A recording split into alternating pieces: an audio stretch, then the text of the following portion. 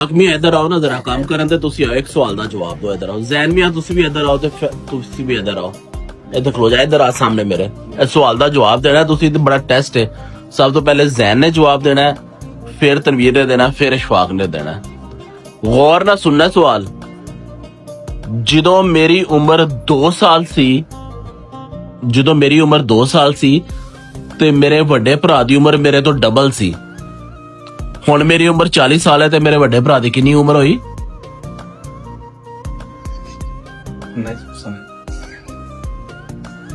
ਤੁਹਾਡੀ ਕਿੰਨੀ ਸੀ 2 ਸਾਲ ਜਦੋਂ ਮੇਰੀ ਉਮਰ 2 ਸਾਲ ਸੀ ਤੇ ਉਹਨਾਂ ਦੀ ਮੇਰੇ ਤੋਂ ਡਬਲ ਸੀ ਹੁਣ ਮੇਰੀ ਉਮਰ 40 ਸਾਲ ਹੋ ਗਈ ਤੇ ਉਹਨਾਂ ਦੀ ਕਿੰਨੀ ਹੋਈ ਉਹਨਾਂ ਦੀ ਹੋਏਗੀ 42 ਸਾਲ ਤੁਸੀਂ ਦੱਸੋ 80 ਸਾਲ ਹਾਂ 80 ਤੇ ਕੰਮ ਪਾਓ ਜੀ 80 ਦਾ ਪਾਓ ਚਲੋ ਇਹ ਹੁਣ ਆਵਾਮ ਦੱਸੇਗੀ ਕਿ 80 ਸਾਲ ਬਣਦੀ ਹੈ ਕਿ 42 ਸਾਲ ਬਣਦੀ ਹੈ ਕਿ 40 ਸਾਲ ਬਣਦੀ ਚਲੋ ਠੀਕ ਓਕੇ